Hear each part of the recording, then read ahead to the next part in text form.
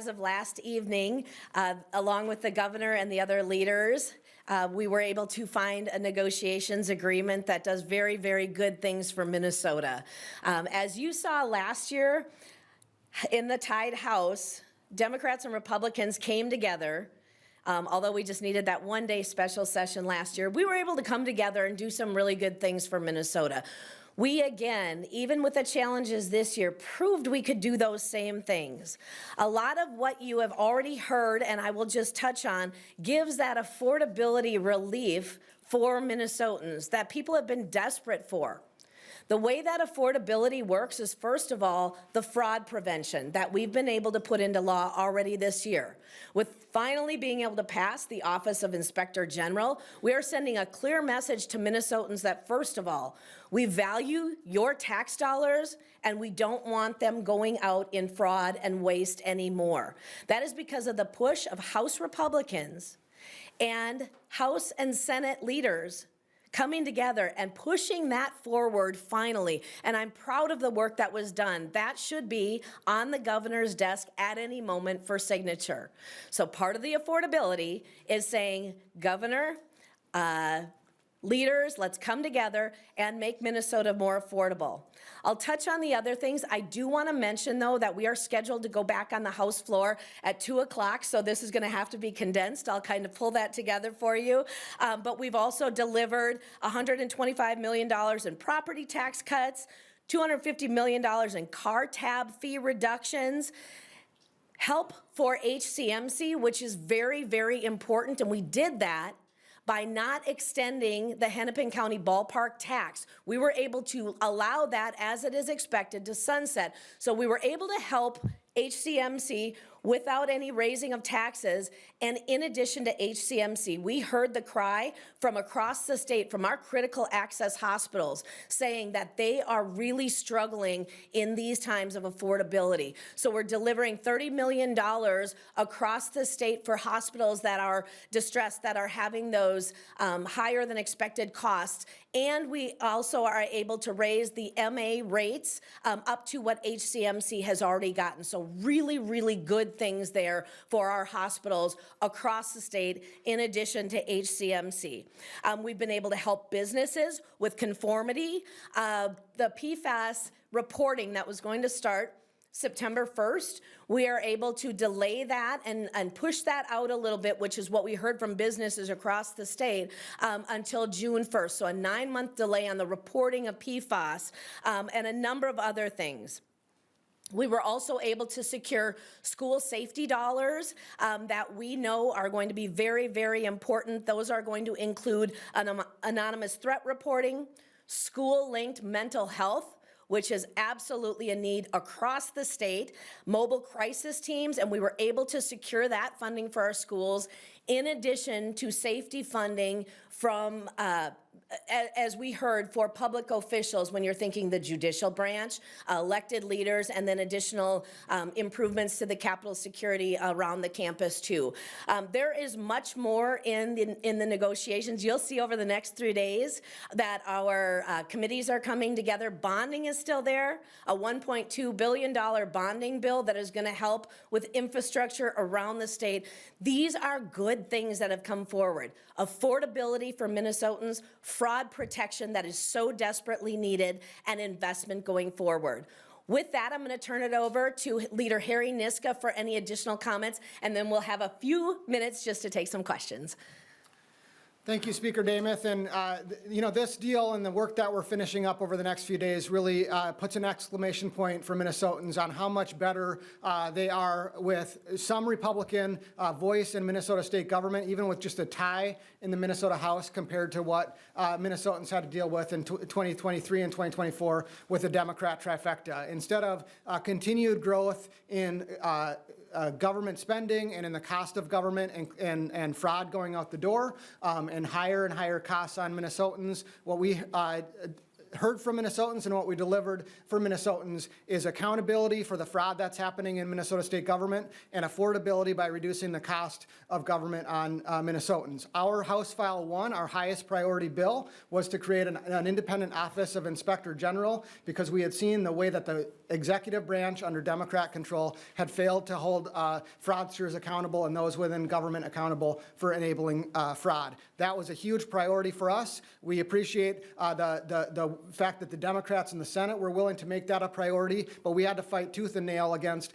we know the governor was trying to slow that down, and we know Democrats in the House were trying to slow that down, and eventually they heard from Minnesotans that they demand accountability, and we were able to get that done. That's part of this end of session negotiation, as well as important things to make Minnesota more affordable for the costs that have been imposed on them by the Democrat trifecta. Most notably, the increased property taxes that resulted from more mandates being pushed down to local governments, along with not having the tools to deal with those mandates. We have delivered property tax relief in this deal, as well as relief from the increased car tab fees that the Democrat trifecta also pushed through in 2023 and 2024. Those were two of our biggest priorities, and we were able to do it without raising taxes, finding ways to reprioritize and cut spending in other areas, and that was really important. So as Minnesotans go into the fall, into this next election season, I think it's important for them to understand how Republicans having a seat at the table, having a voice here in St. Paul, have been able to deliver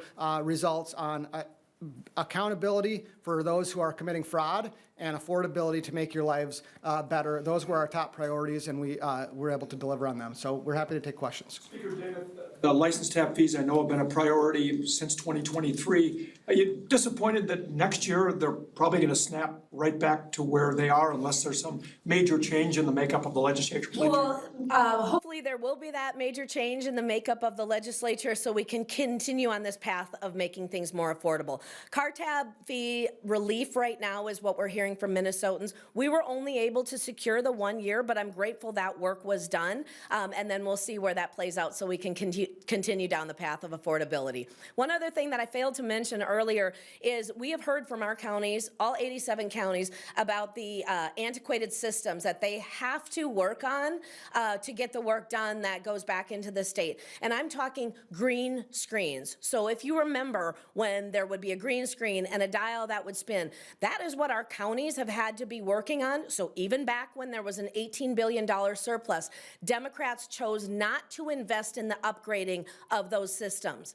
House Republicans at the table, and I will speak very highly of our Ways and Means Chair Torkelson, fought for this. Some dollars last year, additional dollars that will help with the modernization. That is something that our counties have been asking for year after year, and it is also a fraud prevention measure because when we improve the IT, it gives an opportunity for less fraud to take place because of unforced errors because of the systems. Speaker Demuth, is there any chance that we'll see negotiations or votes on the gun violence package or the ICE accountability bill? What I will tell you is obviously you can hear today in the Capitol there's a lot of push. The Senate did choose to send over a number of bills that are omnibus bills. We have been very clear here in the House that this year will not be what we experienced at the end of 2024, where there was omnibus bills with everything pushed in. We have been passing through individual bills or single topic bills. As far as the gun bills that were brought up in committee in the House already, those were brought back up back in March, and they were also brought to the House floor. They did fail on a party line vote in the committee, but there have been Democrat priorities that were brought forward in both committee and as an urgency on the floor. So those votes have already taken place. Pressure from Annunciation parents about at least taking a vote? You know, I think when we look at the fact that I had said early on that as bills are introduced, they will go through the committee process, and I've held tight to that promise. Those bills did not continue going through the committee process because they fell on a party line vote in the committees. What has gone through, which is part of the package, is the anonymous threat reporting, and that is important for families across the state. The mental health supports that is important to parents and schools and students across the state. Those things are moving through. What I will also mention is as we looked at that public safety official package for judicial, the Capitol legislators, that came through both chambers without any type of gun bans at all. That was not part of the topic, but what was looking at ways of how could we improve the safety. That's the approach that we've taken on schools too. Governor says that you won't. Just to add to that, we've been very clear since September that we are interested in finding bipartisan solutions to school safety as well as public official safety. That has been a high priority of the Republican caucus. We are in a tied House, and so we need bipartisan solutions to be able to go forward. Republicans have been working consistently on saying, here's what we think would be bipartisan solutions on school safety. Here's what we think would be bipartisan solutions as regards Capitol security. What's been really disappointing and I think very telling to Minnesotans is that Democrats are willing to work on bipartisan solutions when it comes to public official safety, when it comes to Capitol safety, and they're not holding those hostage to demands for gun bans that they know won't pass. That even like Senator Hochschild casting the deciding vote in the Senate knows that bill is not going to pass. He told a constituent that he considered his vote based on the fact that he knew that it was a stunt that wasn't going to actually pass through the House.